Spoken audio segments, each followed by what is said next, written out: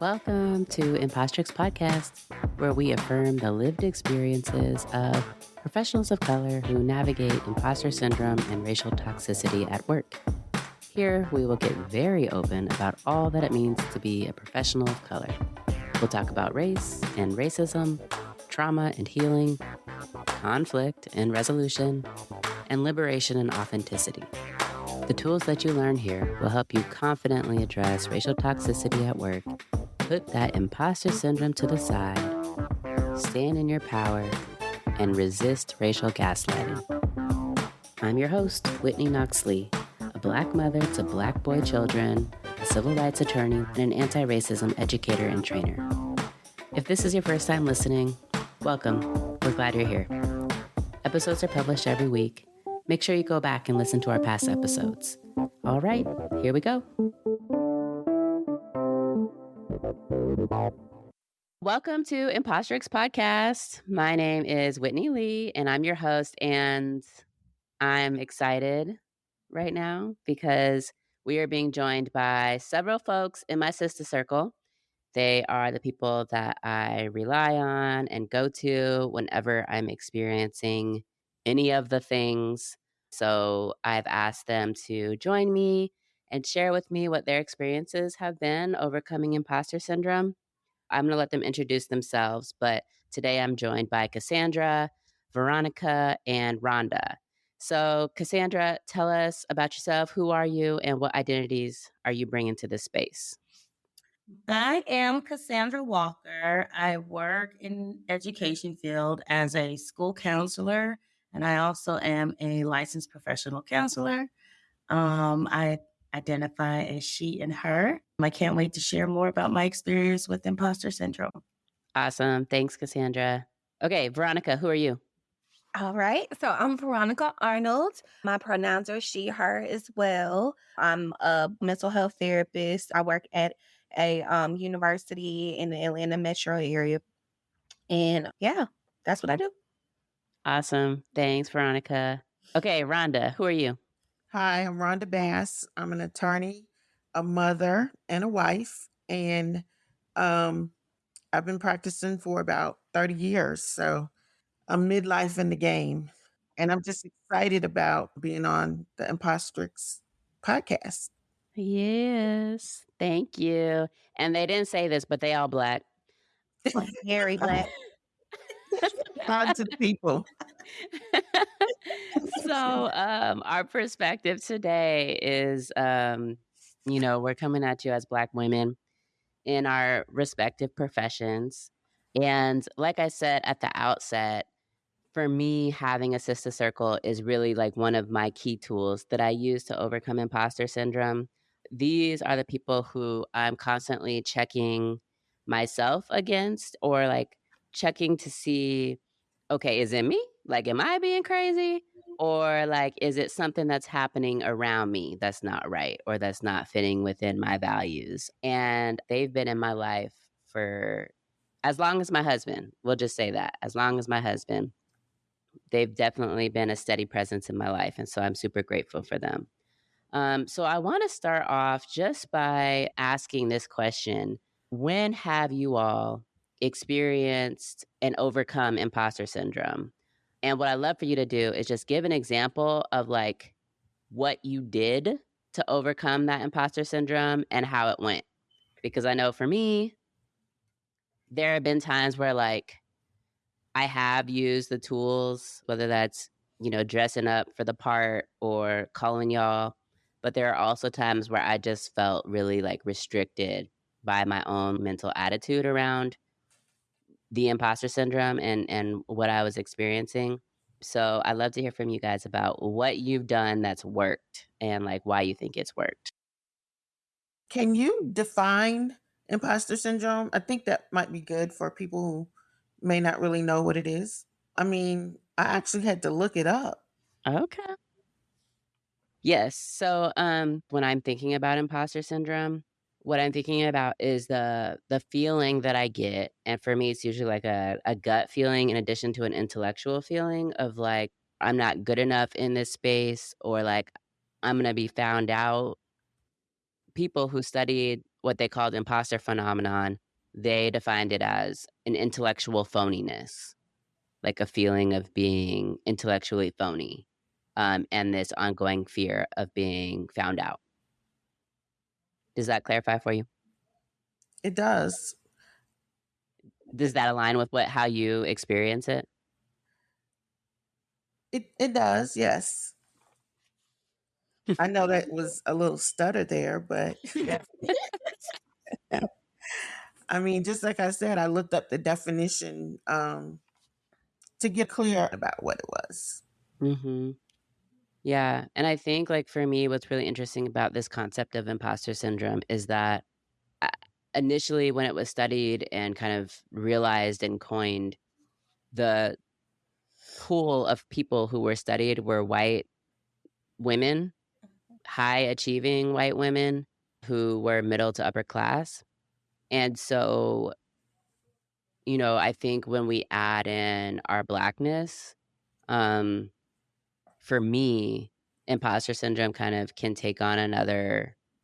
I feel like I might feel it more intensely than maybe other people, because not only do I, like, internally feel as though I'm not good enough, but externally, the messaging that I've heard throughout my life is that I'm not good enough, or that I'm only good for a couple of things, entertainment and sex, and that, like, lawyering is not one of those things that I'm good for.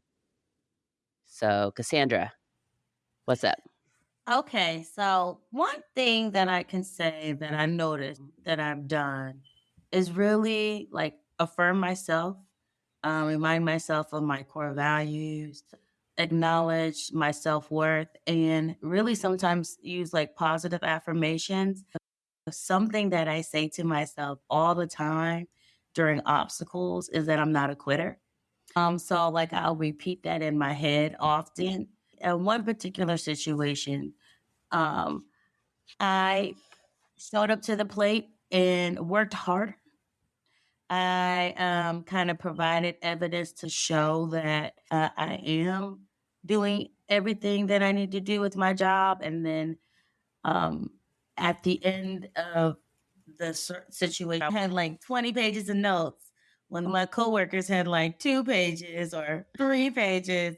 So, that was really enough because I just wrote it to myself. Always tell myself I'm not a quitter. I mean, that's something I've been doing for years and it's just like ingrained in me. And I just say, I'm not a quitter. I'm not a quitter. And so that really helps with resilience, um, Mm, determination. mhm. And I am a very hard worker. Yeah. Yeah, awesome. Thank you, and I love that, and I also have questions about, like, so how do you ensure that you're resting? Yeah. I do struggle with having a healthy work life balance. Um, I do rest. I go to bed early at times when I feel physically more fatigued. I can feel it. And so at times I've had 2 jobs, and that definitely was a toll on me. But I do have flexibility in my life as a single Black woman. I will rest on the weekends. So I do have a lot of flexibility and freedom in my life, in my personal time, so that I do catch up on rest like that. Or I'll have weekends when I dedicate to Netflix. Yeah. I just think it's important because, particularly for people who are listening who are the people that will, like, push through anything. I mean, I think most of us are, and I haven't really verbalized that value as this affirmation of "I'm not a quitter," but that's essentially what I'm telling myself, and for me, sometimes that turns into a way to, like, force something that maybe shouldn't happen, or that, like, I'm just not there, and I have to, like, acknowledge for myself when those times are happening. And obviously, in the workplace, sometimes we just have to do the thing, and I think that's for Cassandra and for myself and others, where it's like, "Okay, Whitney, I know you don't like this. I know that this doesn't feel comfortable. I know you wanna procrastinate, but, like, we actually have to do this thing, whether or not we feel like we're equipped to do it, like, we have to do the thing." And then there are other times where it's like, "Okay, do I actually have to do this thing? Is this additional work that I'm putting on myself for no reason?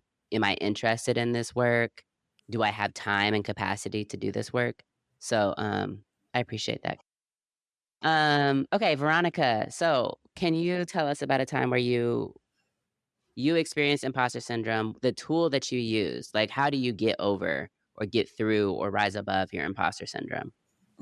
So imposter syndrome, like, is something that's definitely come up a lot for me professionally. A lot of people come into the mental health world like as their second profession, so they're older. So I kind of just went straight through from undergrad to grad school, straight through the licensure.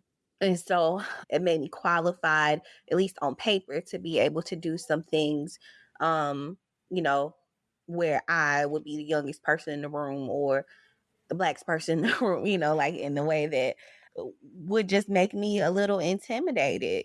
People will be in the room Mhm. talking about their doctorates and, how in their other career they, I don't know, save children in Africa, some junk. And I'm like, well, I just, Not Africa. like, I don't have a lot going on. Like, I didn't have the same things going on. So I would definitely come up against that a lot of times. And also with clients in some of the areas that I work, like different geographical areas where there weren't a lot of black people or there weren't a lot of black mental health professionals. Clients would come in and then they might question my qualifications, which then would in turn make me question my qualifications. Like I would either be too young or they would feel like I wouldn't understand their life experiences because we didn't share the same skin color. And so some of the ways I work through that, like Cassie, I'm a big fan of affirmations. Mine have a tendency to be a little bit more ratchet. So I'll use a song, I'll use, whatever I can find to kind of bolster me. I turn to my sister circle all the time to say, okay, I'm not feeling like, am I in the right here? Am I doing this right? And y'all are always affirming of that experience.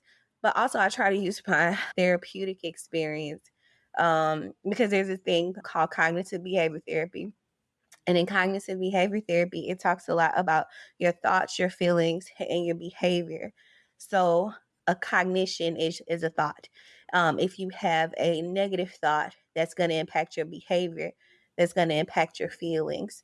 And so, when I find myself, with my negative self talk, like, oh man, like, what the hell are you doing in here? Like, why are you here? They just invited you in because you're nice. Like, you just a child. Like, even though I'm not a child by a long shot anymore in my brain, I'm like, I'm 12. Um, Mhm. so I try to use, some cognitive behavior therapy techniques. Like, there's one called examine the evidence, where you look at all the evidence as to why, whatever you're thinking is not accurate. Like, well, no, you think you're 12, but really you're 36. You think you underqualified, but this is your licensure and everything on paper says you're qualified. You were selected for a purpose, and just kind of hype myself up and remind myself of all the reasons why, you know, everything I may be thinking that's a negative cognition isn't necessarily true. And that helps me.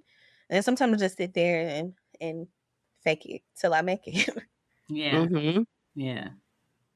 Yeah, I definitely do the faking it till you make it. Mhm. Um, and one of the things that I actually hadn't thought about in a while that you mentioned was, like, age Mhm. and how imposter syndrome for me has kind of morphed a little bit from when I was younger.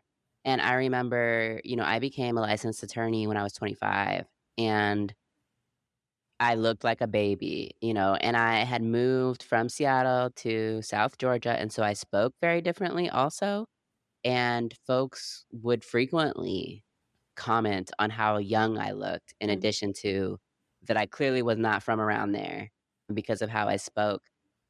And that did, in hindsight, really make me feel as though if they're uncomfortable with me being their attorney, then, like, maybe I should be uncomfortable with being their attorney. So even at times where, like, I didn't go into the situation feeling underqualified if a client was concerned about me being their attorney because of how young I was, meaning how inexperienced I was, then I would start to feel some kind of way. And again, like you said, faking it till I made it.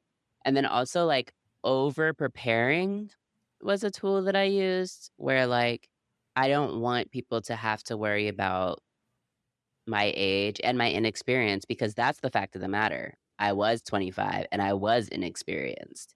I really had to utilize the resources around me and actually do the work. Like for me, that was like a point in my life where I actually had to do the work to learn how to be a lawyer. And I think sometimes what I'm experiencing later in my professional journey is that I don't know, sometimes there's work that's not about learning how to be a lawyer. Sometimes it's like relationship work or politics work or some other aspect of showing up in your profession and less about the actual lawyering. So anyways, thanks for sharing that, Veronica. Okay, Rhonda. So Rhonda has been practicing for quite a while and she considers herself mid-career. So I would love to hear, Rhonda, about how imposter syndrome shows up and what tools you've used. And like, does it show up for you anymore as somebody that's been practicing for a while? Well, it does show up, but let me just start from the beginning because early in my career, I was young, like you said, and like everybody has said. And basically, you're looked at as a younger person being inexperienced. And opposing attorneys, I always felt like they knew more than I did, even though the law is the law and you can research it and be prepared. But still, for some reason, I felt inadequate. I remember walking into like a calendar call and there had to be like 30 white male attorneys and two African American women, my boss and myself. And I was like, oh my God. So, I had to center myself. She was there and she was the person who was actually, representing the client at that time.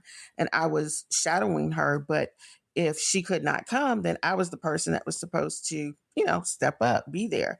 And it scared me a little bit. I was very intimidated. But I've learned tools now. I listened to what Cassandra said and Veronica. And I have like a prayer mantra that I say on the way to court. It's, asking God to give me strength to meet my life's demands pretty much is what I'm saying. And I just say it, one or two times. Now there have been times where I've listened to some mean rap music. So I just come in there uh, like, pissed off. Like, I can't be touched kind of thing. And that has helped me as well. But I was listening to the rap music every time I came to work. And if I were a little late, so well, I'm late, but no, I had to kind of stop doing that. But yeah, it's evolved a lot. I no longer feel uncomfortable. Well, let me not say that. Sometimes I feel uncomfortable, but I tell myself I'm I'm the person that's supposed to be here. I can do this and I really prepare. When you were talking about over preparing, that has happened to me, and it's actually good because the track record is every time I over prepare, it works out. Mhm. It's amazing. I'm like, I stayed up all night and I negotiated this, but in hindsight, I would not have been able to negotiate it in my favor or in my client's favor without being prepared. So that helps. Mm. Did I answer your question? Yeah. So do you still are there times where you're still experiencing imposter syndrome? It I think I do, but it's less because Mhm. I really get off when somebody underestimates my ability.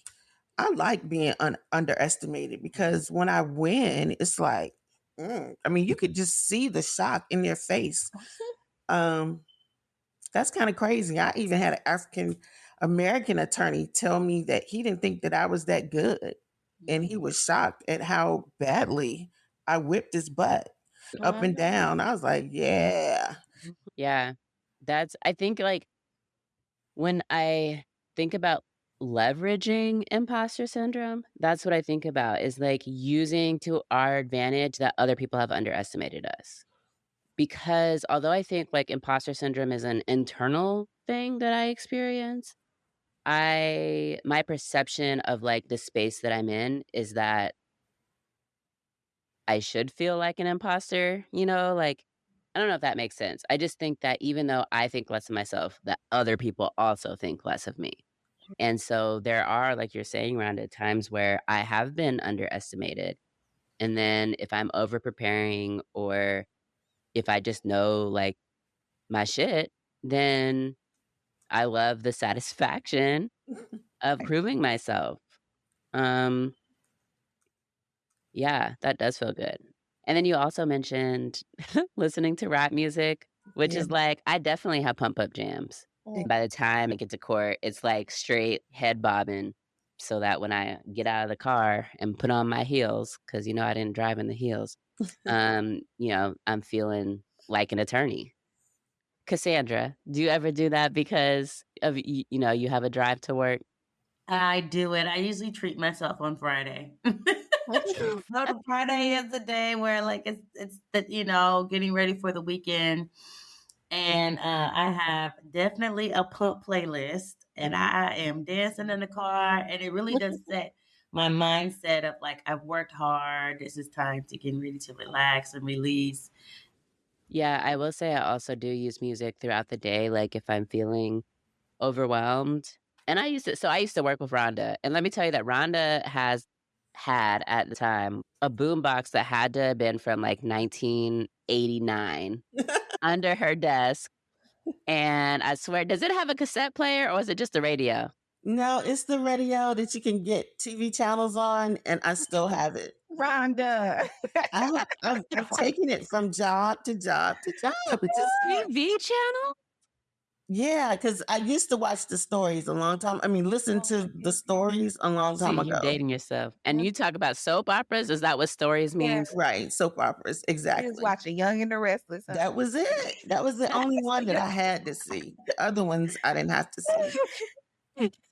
So I used to come into Rhonda's office because Rhonda was actually my supervisor. And so maybe I'm just wanting to talk to her, but maybe I'm actually looking for supervision. And she's listening to her music that is coming from under her desk. And she'll be like, 1 second, let me turn this down and have like a dial. And so she would be turning down the dial. It's hilarious. I forgot It all about still that. works. And when I go into my office on Monday, I'm gonna look at it and laugh. I just want you to know. They don't make stuff like that no more, Rhonda. That's gonna last that long. They don't. Like, how is it even still like kicking? I don't know. It has to be 20 years old. It has to be more than 20 years old if it can get the TV on the radio. That's hilarious. But okay, back to imposter syndrome. What I'd love to know, because, part of the purpose for this show for me is to create community and support for like the younger me.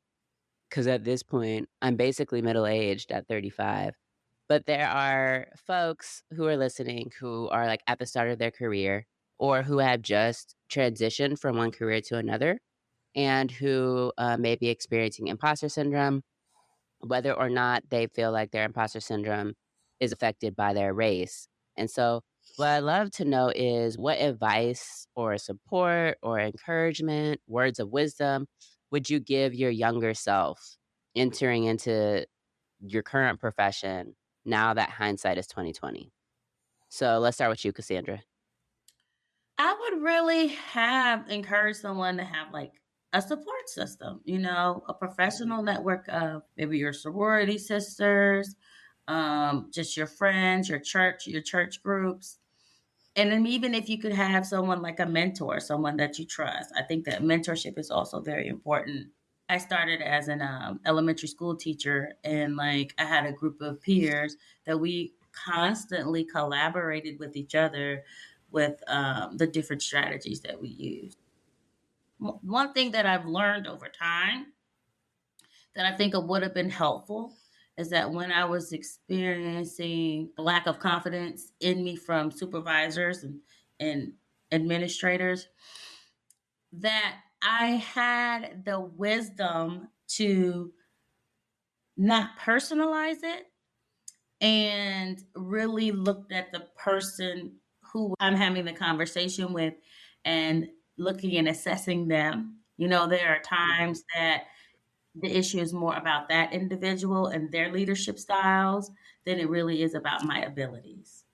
And so that has really helped me more recently.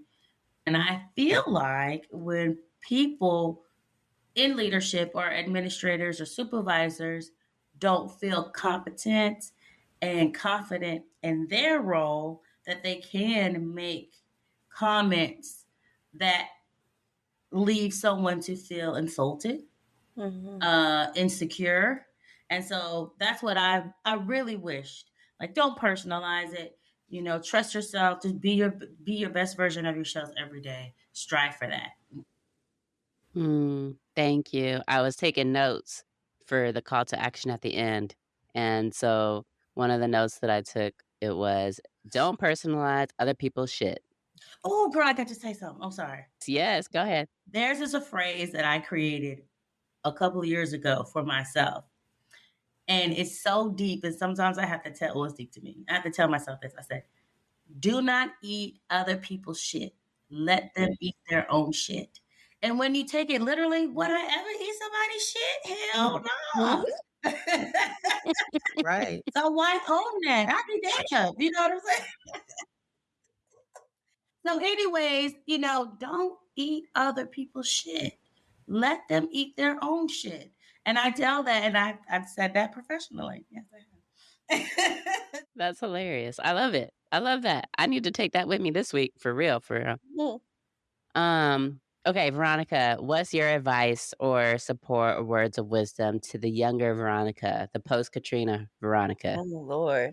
Because post Katrina Veronica was a trip because she felt like she had to not be like the Katrina victim poster child. Like I had to rise above all the time. So, what I would tell that girl is you're going to spend a lot of unnecessary time trying to get people to see that you belong there and you have something really good to offer and that you deserve like to get a good position or to be in a good place because you know what you're capable of, but you could get really discouraged when other people don't see it and seem to pick other people who, you know, just ain't you and be overlooking what you're bringing to the table. What you have to offer naturally is enough, and whether people see it or not, it's still gonna make room for you. What you have to add naturally is enough. I love that because to me, that speaks to liberation and authenticity. And that's to me like who I am and the gift that I have to give in the way that I have to give it is enough. I love that. Thanks, Veronica. Rhonda, what would you tell your younger self? For my younger self, I would tell myself to be prepared. And when you are prepared, then you go on what you already know. I really like what I think somebody said, maybe Cassandra, about building a community, because that allows you to bounce ideas off of other people. I mean, that's one of the reasons why I love our Sista Circle so much, because we get the opportunity to put something in our group chat and see what everybody's opinion is. Sometimes we have no opinions. Other times we have too many opinions. Other times it's just the right information that we need at the time. And even if it's not right at the time, sometimes we can go back and look at it. I also love our Sista Circle because they're different ages. People come from different places and different experiences. So it really helps to have a broad idea about what other people think. But truly, having other people help you with strategy, that's what I think is the best thing that I could have done earlier in my career. Listen to other people bounce off ideas, but still go with what you think is right, because it's you that's making the decision. It's you that, you have the authority and the power to do what you're supposed to do. You just have to execute it. Mm. You were talking about the Sista Circle and how diverse that we are.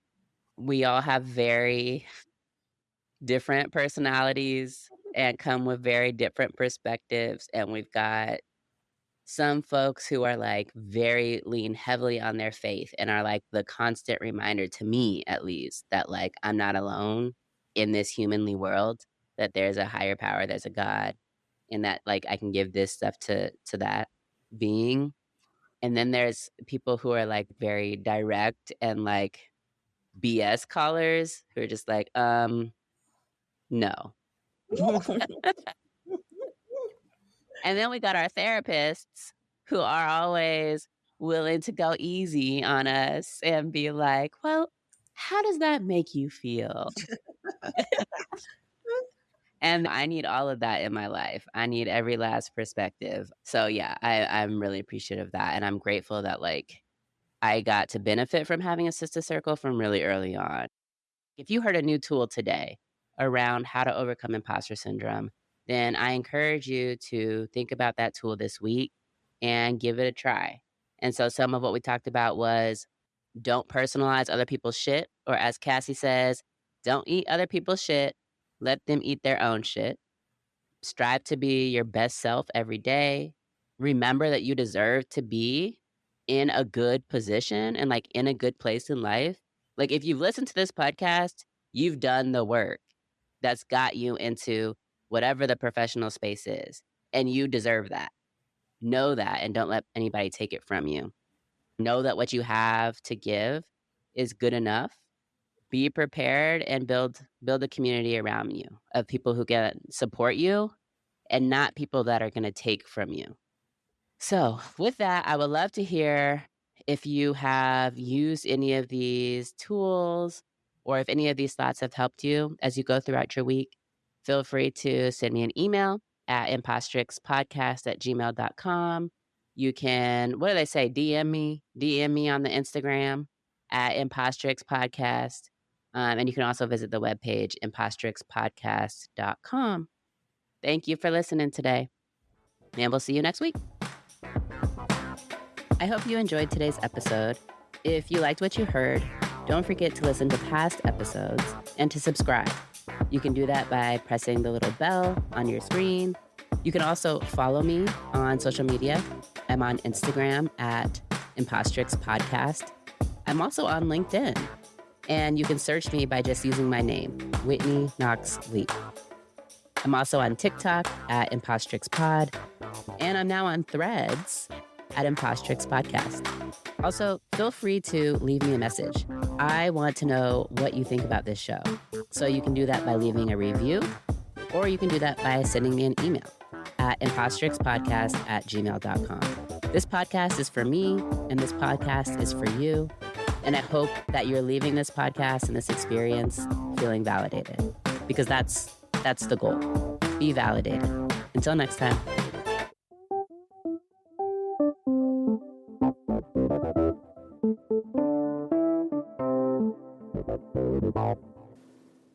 What? You're still here? Man, you must really love me. Just kidding. Lucky for you, though. Part 2 is coming up.